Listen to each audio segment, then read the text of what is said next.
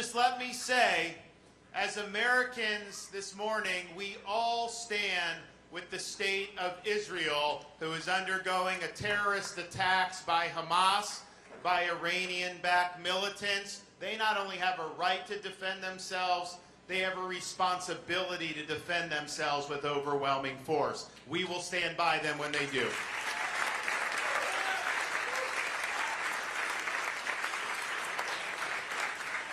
So I started thinking, so one of the things my family and I have been able to do, so my wife and kids are here, they're going to come out in a sec, but you know, we've been bringing the 6, 5, and 3-year-old around Iowa, New Hampshire, South Carolina, these places, and one of the things we were able to do in Iowa was take them to the Field of Dreams baseball field, the movie site.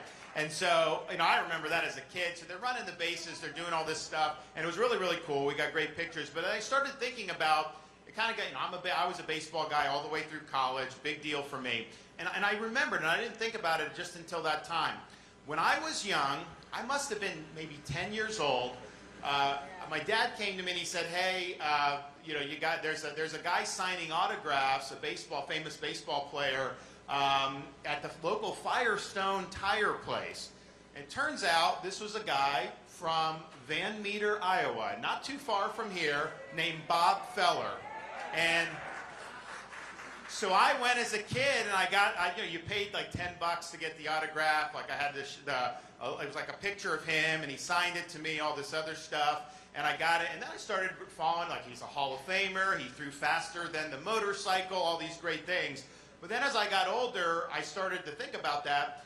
And you know, one of the things that Bob Feller did when World War II happened, he was in like the prime of his pitching career, and yet he goes into the service. As soon as Pearl Harbor happened, he raised his hand. Now, those athletes at the time were given the ability to just continue playing sports as entertainment for all the other service members. And a lot of the big leaguers did that.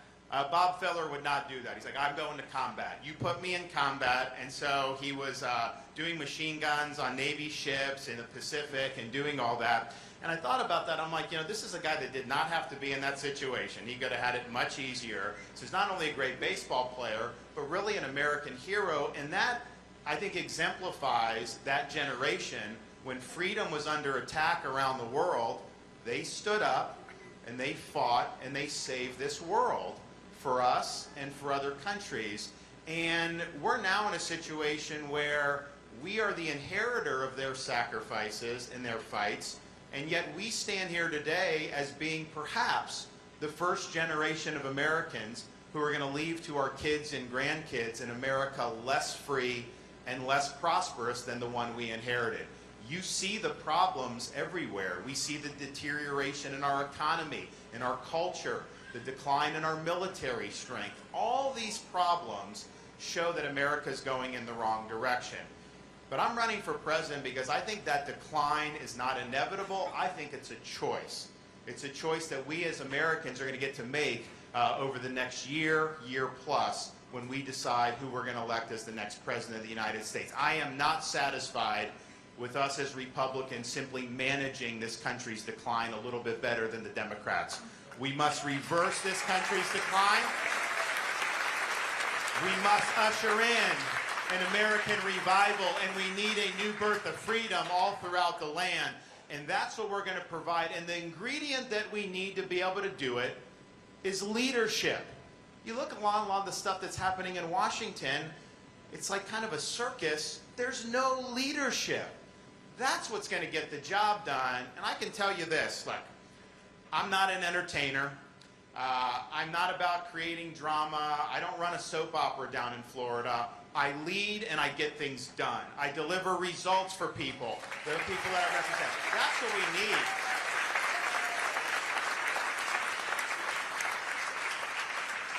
And so when the smoke clears and everything, the question is what were you able to produce? And unless we're able to produce big results, we're not going to be able to turn this country around. So that's what you're going to get from me. Somebody that's going to be laser focused on your issues, on your family, and on the future of this country, not on all the other sideshows that we see that have totally dominated politics in recent years.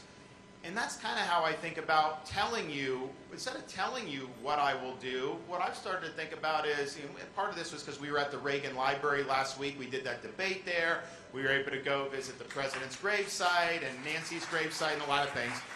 So I started thinking about some of his speeches, and I thought about his farewell address. Because I remember as a kid, the Challenger explosion being in Florida when he addressed the country. Then I remember the farewell address.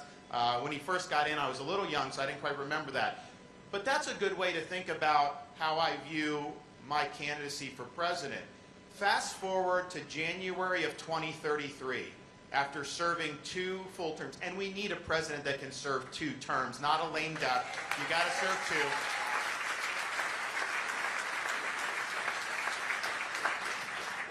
I'm going to be able, hopefully, pass the baton off to a worthy successor, but as I go and get ready to bid farewell, to be able to tell the country what we accomplished.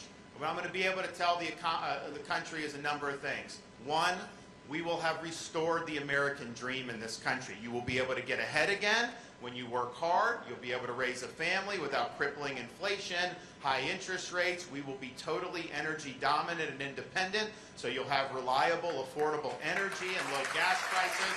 All that's going to get done. And we'll get the government off your back, particularly small businesses, so that they can flourish.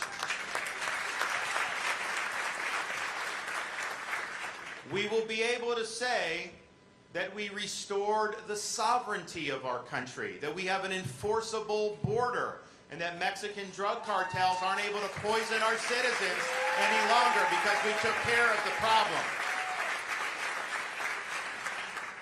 We're going to be able to say that we are still the world's leading superpower, that we have a strong military, and as me getting elected, I'll be the first president elected since 1988 who served in a war overseas on active duty, and that's very important for morale. And we will be able to say that because of the strong leadership we provided, that we successfully fended off the threat posed by our top global threat, the Chinese Communist Party. We will be in an American century. We'll also be able to say that school systems throughout this country are dedicated to educating our kids, not indoctrinating our kids. We're going to have parents' rights respected in every corner of this land again. We're going to make sure that kids are taught to understand the founding principles of our country, the Constitution, and are taught what it means to be an American so that they can grow up as patriotic Americans, not growing up being taught to hate this country.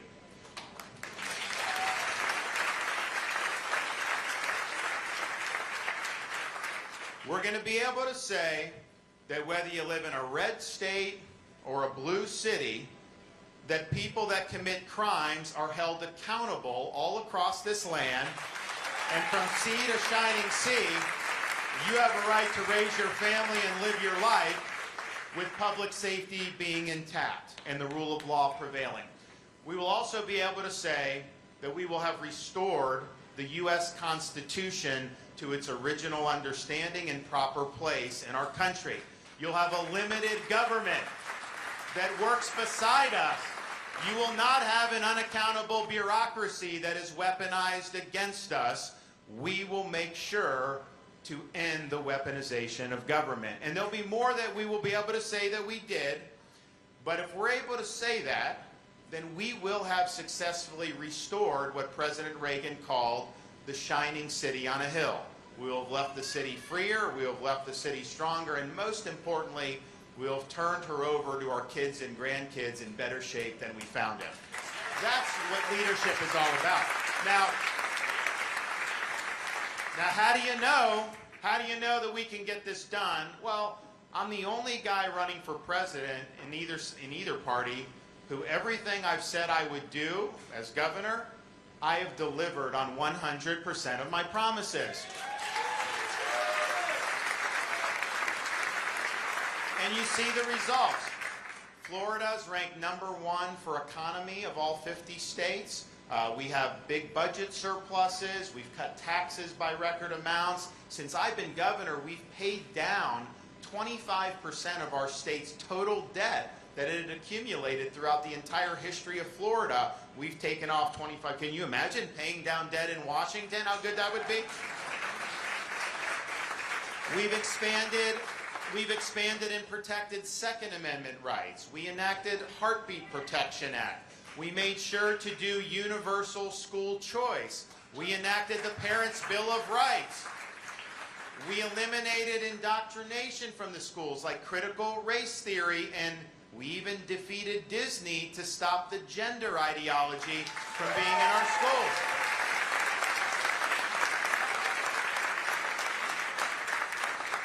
We fought illegal immigration by banning sanctuary cities, sending people to help Texas at the border, and even having Florida transport 50 illegal aliens to beautiful Martha's Vineyard.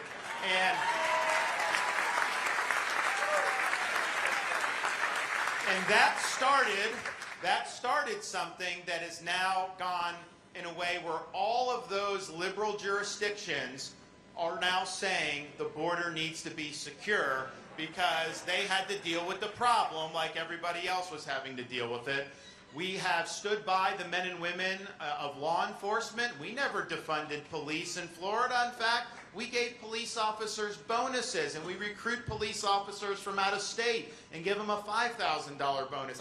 When I was in California, I met one of the police chiefs. I said, "How you doing?" He said, "I'm doing great, but all my police officers now want to move to Florida because they're appreciated there. And oh, by the way, because we've done that, because we have good laws, Florida's crime rate's at a 50-year low."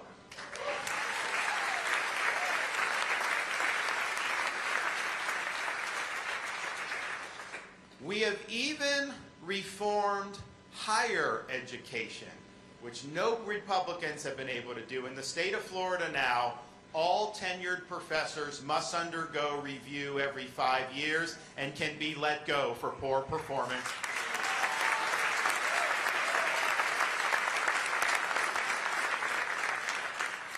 We have prohibited the purchase of land by the Chinese Communist Party and its affiliates.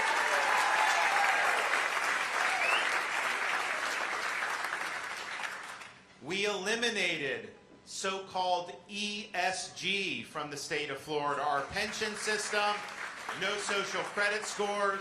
And you know, ESG, they go after energy production, they go after agriculture. Here in Iowa, if they're allowed to get control of this, it will create a massive farm crisis. So we fought back against all those people, and the state of Florida is freer as a result. So on and on down the line, we stood up. Now, of course, we had to stand up probably more than anybody else when we had all the spotlight on us, and I was fielding all the attacks during COVID, when we said, you know what?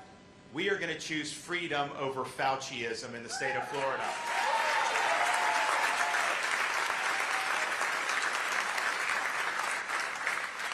And I take a lot of grief now running for president. I get more flack than all the other candidates. They spend money, you guys, they do all this stuff, it's fine. But I don't know that I get more grief now than I did then during that time. And the whole world was looking at Florida. They were criticizing me.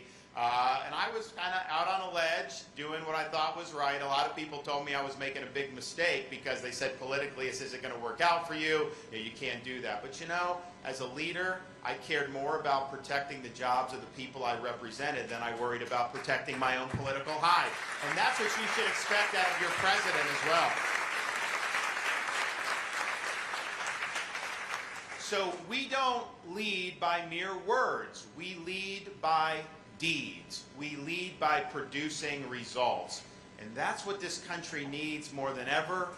We've got to have people that are going to make good on their promises. I even said, actually, I don't know if you saw last Sunday, Donald Trump was in Iowa, and he was talking about his famous promise from 2016, build the wall and have Mexico pay for it. I'm sure you all remember that. I went to the rallies in Florida. I loved it. I was so excited about this wall. And obviously that didn't happen. And what he was saying was basically like, look, he said, There was no way he could have made Mexico pay. There was no legal mechanism. He can't just tell Mexico to pay. Now, that wasn't what he was saying in 2016. He was saying that the wall would get higher or whatever. But here's the thing. So that wasn't a promise followed through. But here's the thing. You actually can get Mexico to pay if you know how to use your authority. No, they're not just going to hand you money. I agree with that. But you can levy fees on the remittances that people send back to Mexico and Central America and all these places. You'd raise billions of dollars. You'd be able to fund the wall from sea to shining sea. So what I can tell you, not only will I keep my promises as president, I'll keep Donald Trump's promises that he didn't do. I'll do that for you.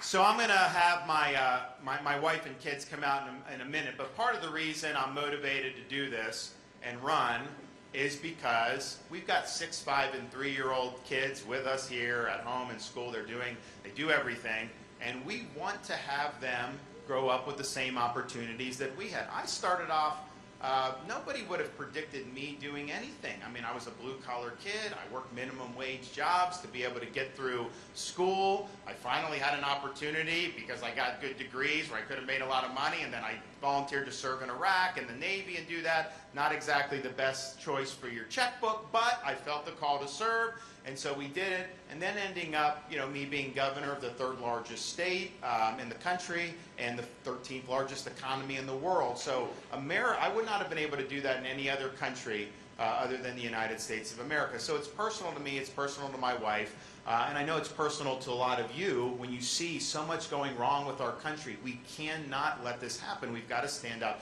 and fight back. But you know what else motivates me? I'm motivated by the debt we owe to so many people that have sacrificed for us in previous generations.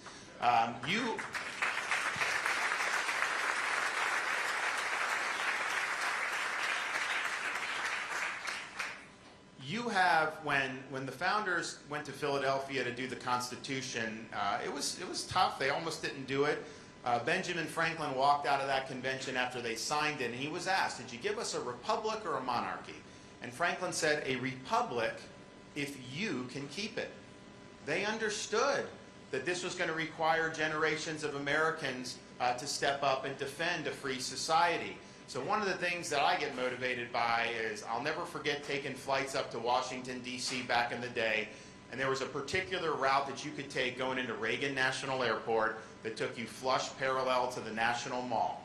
If you looked out the left side of the plane, right there, massive, nice views of the Lincoln Memorial, the reflecting pool, Washington Monument, all the other memorials, and then even in the distance on the hill, the beautiful U.S. Capitol building. You feel a sense of pride as an American because that symbolizes the ideals that make us unique as a people.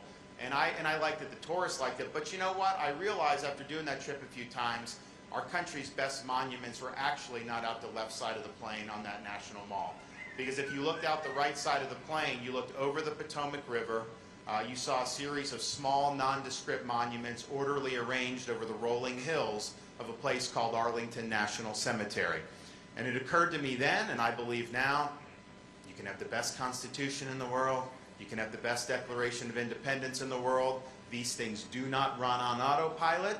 They require every generation, when freedom is under attack, when the chips are down, to stand up, persevere, and get the job done. And those folks, yes, sometimes you got to put on a uniform, risk your life, and indeed give the last full measure of devotion for service to this country. Now, we are not called upon to make sacrifices that great. What we are called upon to do is stand up and lead, put on the full armor of God, stand firm for truth, and make sure we do justice to their sacrifices. The only way we do that is to ensure that we pass along this country to our kids and grandkids in better shape than we found it. That is my mission. As your president, I'll be a president you can be proud of, and I will not let you down. God bless you all. Thank you. Come on up. I got the family coming up. Wave to them, guys. 6, 5, and 3. They're here. You going to wave to the people? Maybe? Okay. All right. So they're here on the bus. We're going to do a bus tour. So we're 100 days away from the Iowa caucus. And I want your support in January. But we've done 58 counties of 99. By this weekend, we're going to do 3 days. We're going to be, I think, at 72 of the 99 counties. I'm the only guy doing all 99 counties. But they've got to see a lot. They've had a good time. But I want my wife to be able to say a few things. No, listen, it's just an honor and it's a privilege. And we are having a lot of fun. I'm not going to lie. It's so funny when we landed here, the kids, every 5 minutes now, they've been saying, when is it going to snow? When is it going to snow? Because they've never really seen snow before. You know, it got cold one time in Florida where there was a potential that it would snow and it never actually snowed. So they are very excited. Although you can see with the one on my left here, little Mamie DeSantis, by the way, first baby born to a sitting governor of the state of Florida in 60 years. So it's high-octane parenting in the state of Florida. But you notice how she refused to wear pants? So she's as girly as they come, and so she wanted to wear her red sparkly dress. And so we're just telling her the more times you come back to Iowa, honey, you're going to have to wear some pants, and Mom's going to get out a really thick coat. But listen, I just want to say thank you for coming out here today. Thank you for what you're doing to make a difference, because, you know, we're not only fighting for our family, we're fighting for your family and for your grandkids. We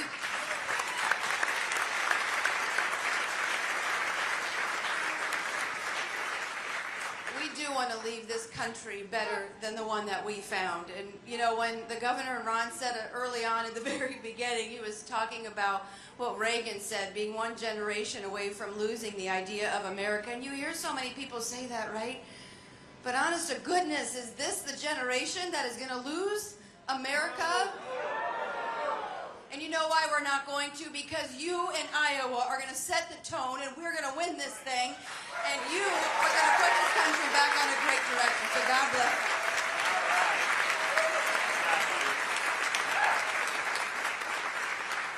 you. Well, good deal. I'm happy to take some questions. Anybody got anything? Yes.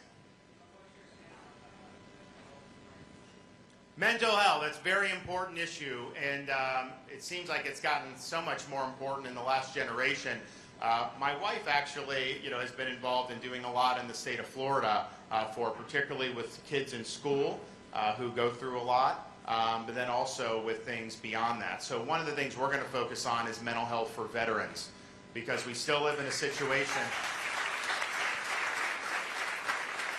We have a situation where we have an unconscionably high rate of suicide amongst veterans, and I think that that's partially a failure of the bureaucracy that services the veterans. So how are we going to get around that? Because I think bureaucracies can only do so much. Like there's going to be inefficiencies, particularly big bureaucracies. Yes, there's things I would do to the VA for accountability, where I think that you can make some positive, but ultimately, that's not going to solve the problem. So what we've done in Florida, my wife actually spearheaded this. She created something for a welfare system called a care portal. And actually, Iowa people have gone down and participated in this. You guys are going to do something similar with your legislature and governor if you haven't already. But what it is it says, look, bureaucracies aren't the answer. If someone comes in for government assistance, a lot of times these are poor single mothers who, you know, are really in dire straits. To just give them a check and then they come back, that's not going to change the trajectory of their life. So the care portal invites churches, charities, businesses, volunteers in the community to plug into this. The person comes in, the needs are there, and then they spring into action in the community to be able to help. And guess what? Since she did this a year and a half ago, there's been like 8,000 people that went in for government assistance, got help through the care portal, and never returned for government assistance because they're on a path to prosperity. So I bring that up because I think with veterans, there's so much help out there in our communities. People want to help the veterans. But I remember when I got discharged from the Navy, they gave me a packet, and I didn't need any benefits. I mean, I was fine, but I couldn't understand the benefits. It was like crazy. And so this is a massive bureaucracy. Veterans don't know where to go. So when you go in now, we want to have a portal for the veterans. Every veterans group in a state or community can plug into it. Churches can plug in. Charities, businesses. you will see a groundswell in this country to be able to directly help. So then you bypass the bureaucracy. All the bureaucracy is doing is making a connection. You get in the hands of good people, and there are great charities and privately funded organizations that are dedicated to mental health for veterans. In Florida, we have the service dogs that they can give veterans with post-traumatic stress. It works. I fought to get that in the VA. I mean, it was a big deal back in the day. So that's what we need to do. We need to be creative about how we're doing this. The bureaucracies in and of themselves are ultimately not going to solve the problem. Yes? Governor DeSantis, the renewable fuel standard, this is a big deal to our Iowa farmers and ethanol industry. Would you be willing to support that law and add it onto your energy plan? I've already done it, so I said we're supportive of you guys. We understand how important it is. And, you know, I think that we need to be looking domestically about how we can support American jobs and American businesses by producing energy here in the United States. And that's part of how we do it. So thank you.